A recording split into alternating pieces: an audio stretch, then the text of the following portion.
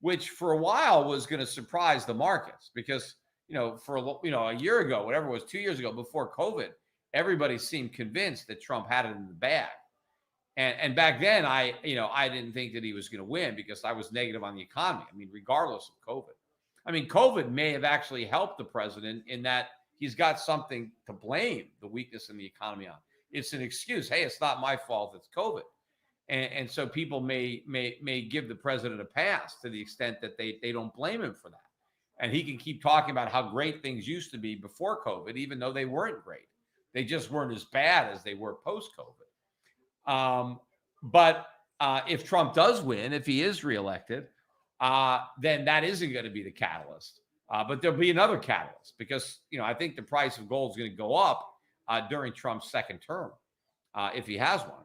I just don't know what particular catalyst is going to be what's going to cause that move. But it's going to be something, Let's see. What's my next question? What do you think about people who save money with precious metals instead of dollars? They're doing the right thing. I mean, that's Gresham's law, right? Bad money chases out good money. The good money is what you save. The bad money is what you spend.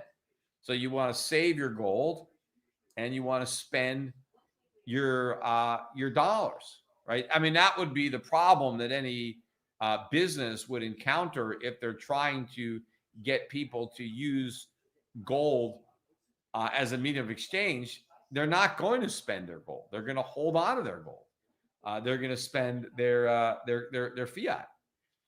People aren't going to start spending gold until the merchants start demanding to be paid in gold. Now, that'll happen eventually, right? Because eventually inflation is so high that if you've got products to sell, you're not going to sell them in exchange for paper, because then what are you going to do with the paper?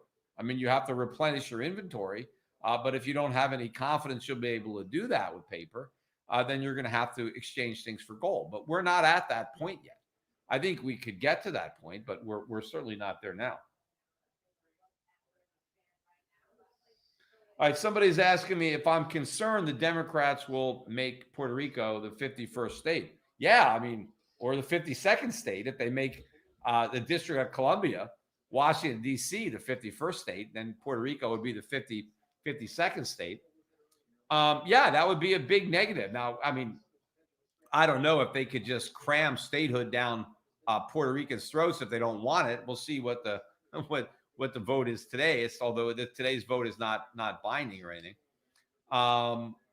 But yeah, I mean, I think Puerto Rico becoming a state, as I said, would be very negative for Puerto Rico. I mean, that's not just for me. Yeah, it'd be negative for me, but it'd be a big negative for everybody living here. I mean, I would love to see Puerto Rico take full advantage of the fact that it's not a state and just be a shining example of what can be done with less government. I mean, unfortunately, there's a lot of local government here. That is the problem. But at least there's not all the national government. There's still some. I mean, we still, the federal minimum wage is in effect here, does damage. The Jones Act is coming from the U.S. government. That does a lot of damage to Puerto Rico. Not that Puerto Rico doesn't have its own self-inflicted damage. But at least, it doesn't have the federal income tax. And that is a big positive for everybody living and working in Puerto Rico, not to have the added burden of the IRS, especially if Biden wins. And that burden is increased dramatically. And even if you think you're not bearing the burden because the tax increase is supposedly on people that make more money, maybe the person who's having their taxes raised is your employer. And, if it's bad for your employer, it's bad for you. You may end up losing your job, or maybe you get paid less because your employer has less money to pay you. So a lot of bad things happen if there's less capital to invest because more capital is taken by the government in forms of taxes. Then we have a less productive economy. And that hurts everybody. Even the people who aren't paying the higher taxes suffer from the loss of productivity and the higher cost of living that will result.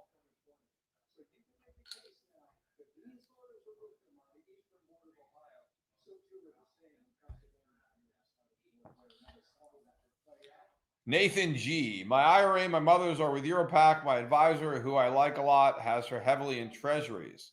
I've pushed back, but he indicates as a fiduciary and given her age, isn't that the right move? What do you say? Yeah, I personally think that people should not be heavily in treasuries, but obviously when people are old, if they're old enough, a fiduciary may have no choice but to make that recommendation. But what you can do is the fiduciary relationship only exists in a managed account. It does not exist in a brokerage account. And in a brokerage account, you can determine what you want. And so if you or your mother just does not want to own treasuries because they do not have confidence in their long-term purchasing power, and they wish to do something that would be considered outside the mainstream, which I would personally consider to be the right thing to do. But the fiduciary is generally held to do what the mainstream thinks should be done. So that puts me in a bad predicament because I think the mainstream is wrong, right? But you're bound by these restrictions to bow down to the mainstream because that's what you're going to be judged against. Did you do what the mainstream says you should do? And if you don't, well, then maybe you could be responsible if you went out on a limb and that limb broke, right? Obviously, if you go out on a limb and you did the right thing, then there's not going to be a problem. What happens is when you advise somebody to do something that's outside the mainstream and it turns out that your advice was wrong. You see, if you advise somebody to do something that's within the mainstream and you lose money and your client loses a lot of money, but so does everybody else, then you're not held responsible for that. The risk that people are concerned about is that you tell somebody to do something that's unorthodox and it doesn't work. And now you're responsible. If you tell somebody to do something that everybody else is doing and that doesn't work, well, then you're not responsible because you did what everybody else was doing. And nobody expects you to do anything other than what everybody else is doing. Again, that is one of the problems in the industry right now. But if you just have your brokerage account where the advisor is not a fiduciary, where you call the shots and they're just helping execute your orders, you can place an order to buy foreign bonds instead of treasuries. I mean, I think I have a fund which invests in the equivalent of treasuries, right, in other countries. Wait, we're investing in sovereign debt of countries that I think are more creditworthy, of countries that are borrowing in currencies that I think are going to retain more of their purchasing power. So that's what I would buy. I mean, if you wanted to be in sovereign debt, that I would be in my bond fund, the Euro Pacific Bond Fund, and I would take that risk. I would rather take the risk that those foreign currencies lose value than the risk that the US dollar loses purchasing power.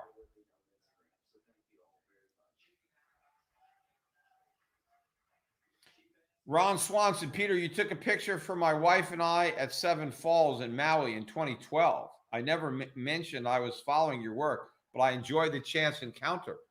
Wow. All right. Well, 2012.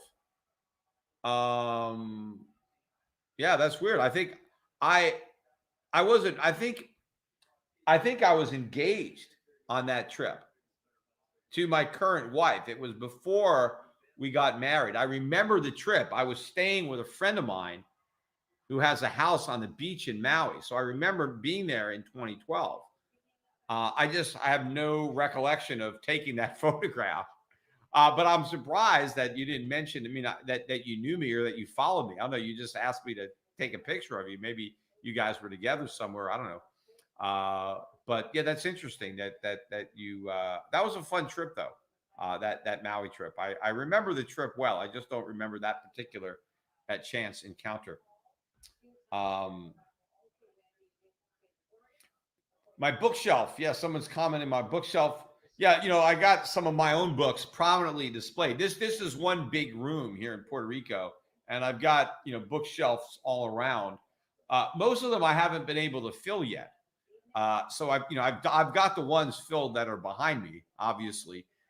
So we have there's something to look at up there instead of just empty bookshelves. But I still have quite a few bookshelves here because this office is surrounded by bookshelves. So eventually I'll have them all filled. My bookshelves in my home office in Connecticut are full to the max. So those are all full. And there's more of my own books there. A lot of these books, some of these are my